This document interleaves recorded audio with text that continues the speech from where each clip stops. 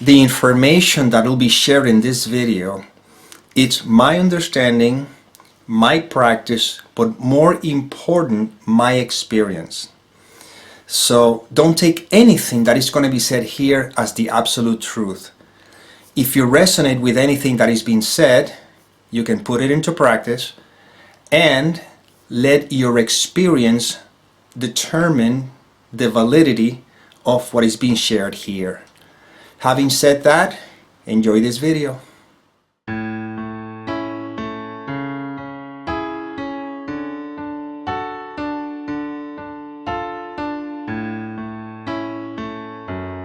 Hello, welcome to another episode of The End of the Search. This one I call it, Why Do People Suffer? I can give you the answer in one sentence. The reason why people suffer is because they believe they are people. See, they believe they are a person, consequently, suffering comes along with it. Why? Because the essence, the ever-presence of what we are, which it's all there is, undeniable, unmistakable, that presence, which there's no words to it, does not experience anything. Suffering, pain, pleasure, fear, worry, anxiety, nothing. It's just the life force that we are, always. When the life force seems to take a shape, in this case the shape of a person, now every single experience is taken personally.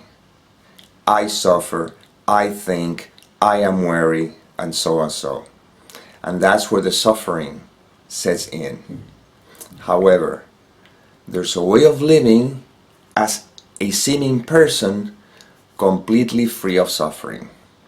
I didn't say free of pain, nor free of pleasure, because these are temporary sensations that appear within what we are, and the person is the instrument that seems to experience them. But the suffering, however, is psychological. First of all, when I believe I'm a person, you see, which is the root cause, so to speak, now the suffering comes as a result of whatever evaluation I make of whatever seemed to be happening to the person. And usually that evaluation is in conjunction with the belief something could happen to me. You see? But when we are resting in the ever-presence that we are, which is right now, which is always, life happens. You see? Pain may come, pleasure may come, but they also go away. Situation happen, but when the mind is not trying to interpret those situations in terms of what could happen to me, what if I die, what if I this or that, then there is just pure experiencing and there is no suffering. You see? And we are given the opportunity in every moment to prove that to ourselves. And what we're pointing to here in these videos over and over again is that if we don't believe the content of the mind, there can be no suffering. Because technically speaking, there is no sufferer. All that there is experience, and it's the mind that tells me I am an individual and consequently I can suffer. When the content of the mind is not believed, all there is just, again, just pure experiencing, life happening, seeing happens, hearing happens, tasting happens, smelling happens, feeling, sensing happens, and thinking also happens. You see? But simultaneously there's a sense of well-being underneath, because that's what we are always. I mean, try not to be right now.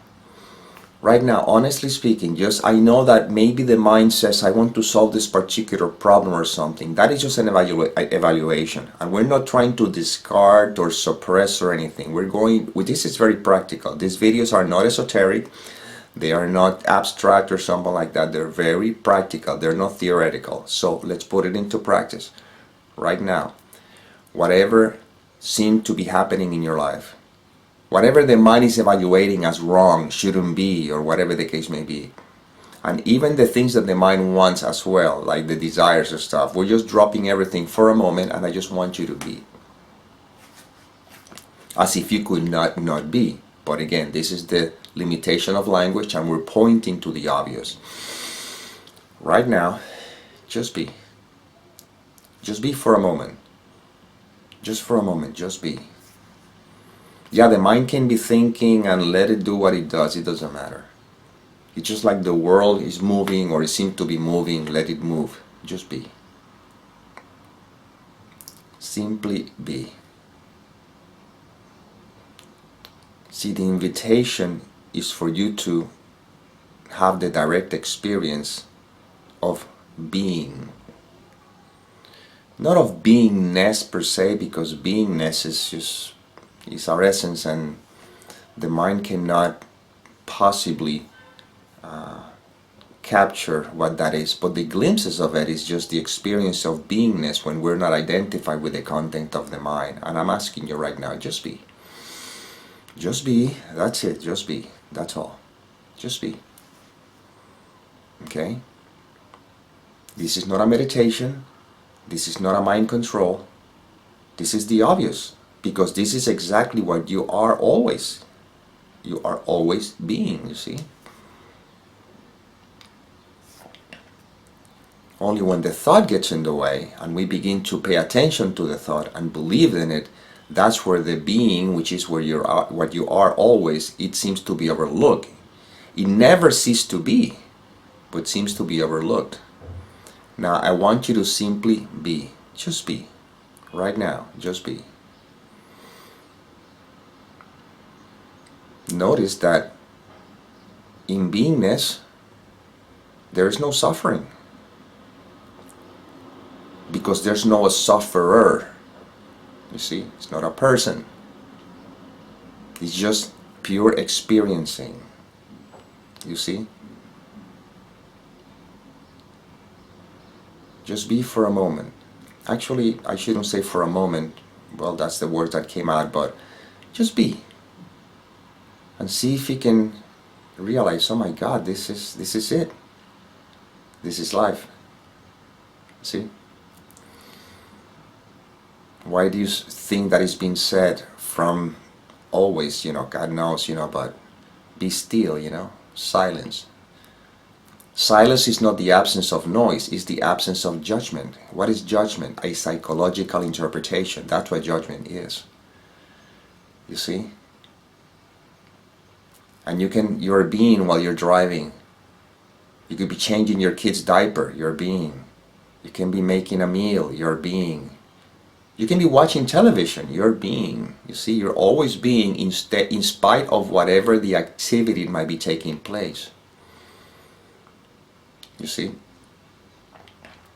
We're just paying close attention how easily we identify with the mind and its interpretation, and then we say, I have a problem. No, you don't have a problem. You're just distracted. And in these videos, we're not going to try to solve a problem. We're just going to try to point to what is. See, always. It doesn't matter what the problem is. The universe creates its own issues. The universe will take care of them. But I just need to remember that I am. You see? Now let me ask you. In beingness, just being. Don't identify with any thought. I didn't say the thoughts will not be there. I said do not identify with any thought. I don't care what the story is. Right now, in beingness, just being. Is there any suffering there? And the answer has to be no. You see? Problem solved.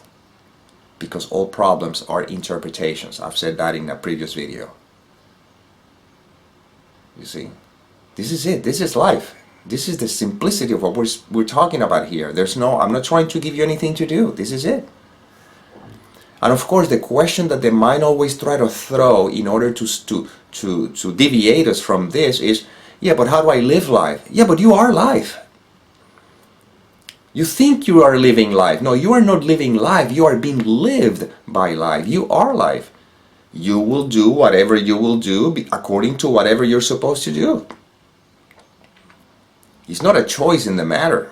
If you have any questions about this, go to the second video of this series. Do we have free will? I said, the first two videos, I suggest you watch them so you can see first the foundation of what we're talking about here, and then the second video, which is, do you have free will? So we can see that this makes perfect sense. This is not esoteric. I'm not trying to talk about, something that is beyond well, actually, we're talking at what is beyond, of course, beyond the human experience, but it's something that actually can be, at least to a certain extent, understood until we're ready to just jump and leap and see the obviousness of it, which would be the experience, which is never changes. The experience of being have always been, you've never not experienced. I mean, you have never not be. I hope I pronounced that correctly. You see, you have never not be. The problem is that you thought you were being something. You see, you thought you were a human being instead of just being. The moment you attributed yourself the qualities or the idea or the concept or the belief, I'm a human, you see, human being. Now the human is the one that supposedly think that has all these issues and these problems and all that kind of stuff, but that's just thoughts. See, that's the mind inventing all sorts of things. The truth of the matter is that you are being always, and whatever the scenario is presented is just the scenario that life presented, and you have the opportunity in that scenario, no matter what it looked like, to remember that you are, or the seeming identification with the conditioning, and now the scenario is just a distraction. Because all scenarios, this whole world is a distraction. That's what it is there for, to distract. Or that's why it seems to be there, to distract. And it doesn't matter. Some may say that it's there because the Almighty, or whatever the case may be, wanted to have the experience of being separate, or want to have the experience of having direct experience of sensing or so. That could happen. I don't know. I'm not trying to go in there because that doesn't serve me. That's why I created a video. Not me, but you know what I'm saying. That I believe it's called Who or What Created the World. I'll put the link below because it's a great video, because I'm pointing to how different philosophies, they would say this is how the world was created or seemed to have been created. But in the end, what we're trying to point to is that it doesn't matter.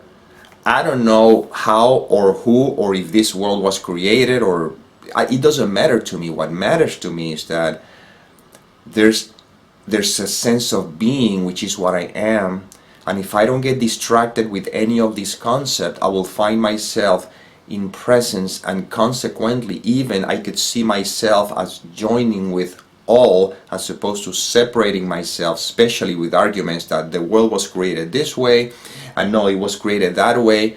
Does that serve me when I'm dealing with my daily experiences? In my case, it doesn't. I mean, if you have your child yelling at you and you find yourself losing your temper, does it help you remembering, oh, the world was created by... No, that doesn't help me. What helps is to remember that beingness is what I am, and the child is just simply another part of beingness that is expressing, that instrument is expressing in that way, and I can see, when I can see through all of that, then maybe the restlessness can drop, and then compassion and love sets in, and then I see myself hugging the child rather to yelling at the child, because I know that there's no one there, because there's no one here, and all that there is beingness. And then I can see that in everything, but not as a human being. You see, this is the trick here. We're not talking from human to human. It's just like, I don't know right now what other words to use. within the context of the illusion, we use words even when I know that words are just distractions anyway. But there seems to be good pointers, and we're using them as pointer. You're not using them as directives or something, just pointers. Right now, look, words are being used to say, just be. Don't identify with the mind, you see? See how I'm using words?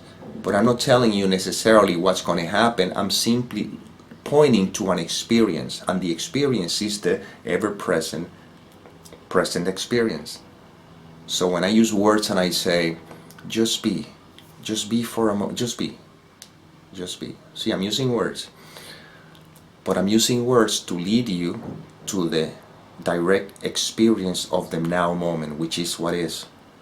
And then I use words to say, okay, it doesn't matter if you're feeling something or sensing something or something is changing or whatever, just be. See, and that's experience. That is not theory. You don't have to think about how you feel. You may have to think about trying to evaluate a feeling. Yeah, okay, well, I feel this way, but what does it mean? It means nothing. It means nothing. It's just a sensation. And if you're not identified with it, then you notice that sensations, like everything else, they move. But you don't. See, you as essence, you never move. You always are. Sensations seem to move. Feelings seems to move. Experiences seem to move. I always say seem because this being a projection is seem as if it is true, but it is not. When you're dreaming a dream, it's seen as if there are images in it, but in reality there's actually nothing there. But because it seems to be perceived, we use the word seen, But the separation has never occurred, so everything seemed to be. But while it seemed to be, we're using that language within the context of the dream just to sort of maneuver around it and point back to the simplicity that we are, you see. Right now you cannot say you are not. This is it. Now, because we're so conditioned to believe the content of the mind and our identity, it's seen as though we need to repeat this over and over and over again to see if at some point it sinks in and you're going, of course, because doubt will come up, but doubts are thoughts.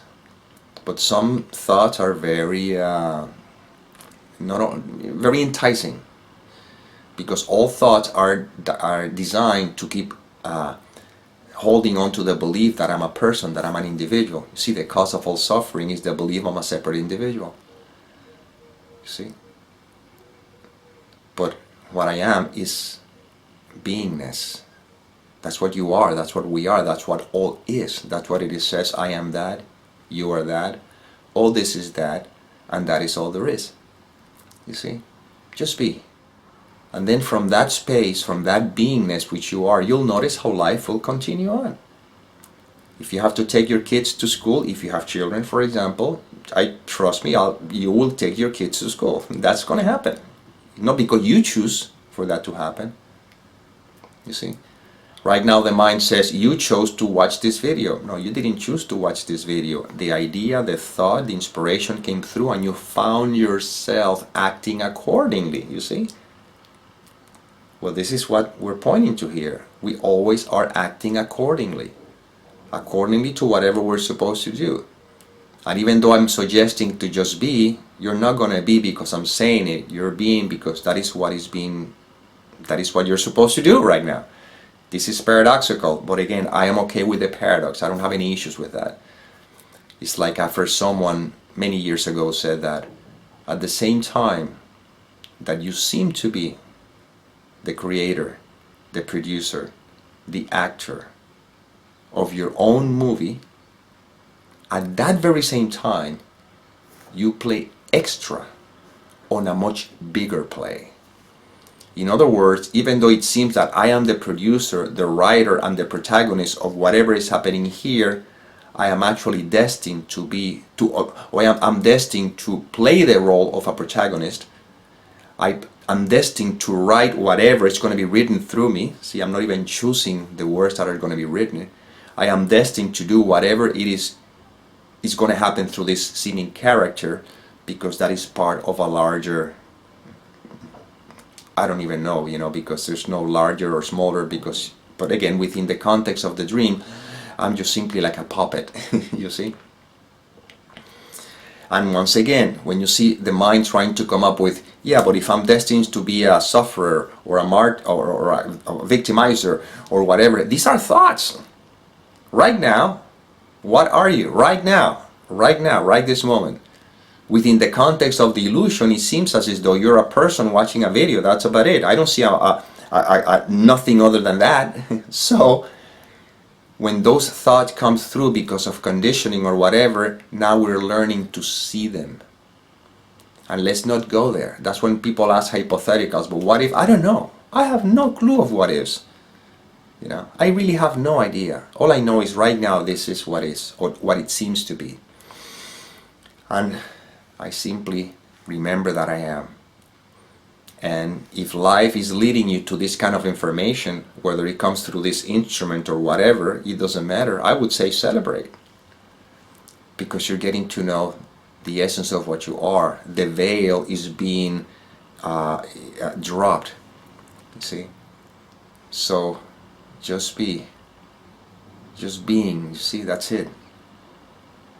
And yes or yes, you cannot experience any kind of suffering. And as you keep resting in this, you see, then it's obvious how life is just, it unfolds on its own. And you don't have to think in terms of, oh, I'm not this individual, like mentally. You don't have to worry about it. If you get to an experience that you can see that you are nobody, well, wonderful, but I don't even pay much attention to that. To me, the most practical thing is that whether I still perceive myself as a body, there's a way of living in the world,